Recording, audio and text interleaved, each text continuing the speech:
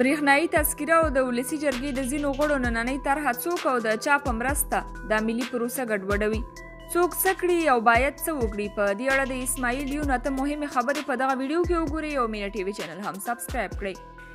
استادیون لیکلي په تیرو 40 کلونو او په تیره بیا د بونټن کنفرانس وروسته په تیرو 2 لسیزو کې افغاني هویت ته سخت ګواښونه متوجه شوي او لا هم دا خطرونه دوام لري. په برېښنایي تذکره کې د ملي هویت یادونه هم د یو شمېر پردیپالو په زړه نه اورېدله، نو ځکه یې په دې برخه کې ګڼ شمېر جنجالونه جوړ کړل، خو د دې ملت د ویښو بچیانو په دقیقې مبارزې له منځه لاړل. څه موده وړاندې په حکومت کې د یو شمېر ایرانپالو کړیو لخوا بیا هڅه وشوه چې په تذکره کې د مور نوم د لیکلو له لارې داخل شوې موضوع یو ځل بیا پر یو بل ډول متناري کړي. موږ چې د کوم جنجال اټکل کاوه هغه نن په ولسي جرګه کې د همدې یو شمېر هویت ضد اشخاصو لخوا څرګند شو، خو د لوی خدای جل جلاله فضل دی د غله په ږیره خلی وي او د درغلګر په اوړو کې شګه، د شیطان کار له بیړې سره مل وي. د تیر په څیر یې یو ځل بیا له بیړې او درغلۍ څخه کار واخیست، نو ځکه یې دا کوږ بار تر منزله نه رسیږي. طرحه یې وړاندې کړه خو نیمګړې او د قانون خلاف. دلته غواړم د همدې طرحې پر نوعیت، ناقانونیت او د هغې پر راتلونکي احتمالي برخلیک لنډه رڼا واچوم.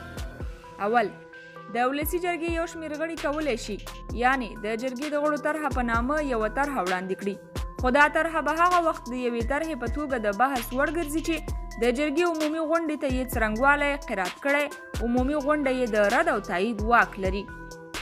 دوهم، د نفوسو د احوال د ثبت په اړه د ولسي جرګې نننۍ طرحه په داسې حال کې ولسي جرګې ته د رایې اخیستې لپاره وړاندې شوه چې عمومي غونډه یې پر محتوا اصلا خبره نه وه.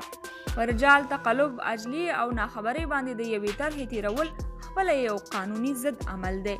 دریم، طرحه قانون نه دی، یو نظر دی. دا به هغه وخت د یوې مصوبې بڼه خپلوي چې د ولسي جرګې اکثریت کمیسیونونه یې تایید او تر هغې وروسته یې د عمومي غونډې اکثریت غړي هم تایید کړي، نو بیا د یوې مصوبې بڼه خپلوي او د قانون په توګه بیا هغه وخت منل کیږي چې مشرانو جرګه هم همدا مصوبه تایید جمهور رئیس یې لاسلیک کړي او په رسمي جریده کې چاپ شي.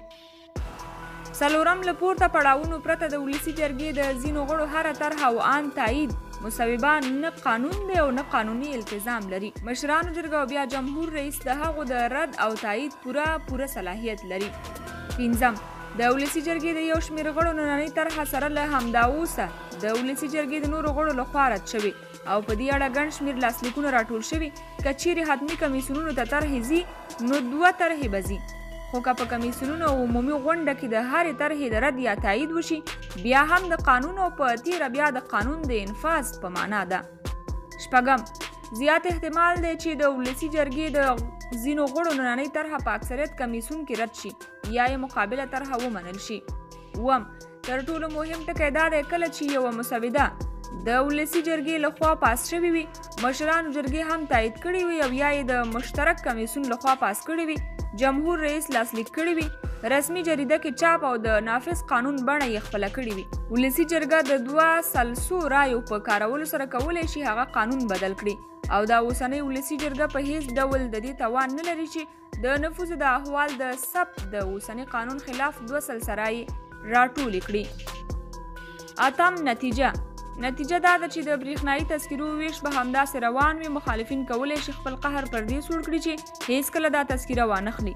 د افغانستان تذکره یو ویاړ او پرتم دی، نو د دې هویت مخالفین باید پر دې ویاړمن نه شي او تر هغه باید دا تذکره ورنه کړی شي چې توبه یې نه وي ویستلې. خو د دې تذکرې پلویان باید د تذکرو اخیستلو ته کش ورکړي. د کورنۍ هر غړی په تیره بیا ښځینه قشر ته تر ټولو لومړی دا ویاړمنه تذکره واخلي. اوس د عمل وخت دی، د اندېښنې او مبارزې پړاو مو تیر کړی دی.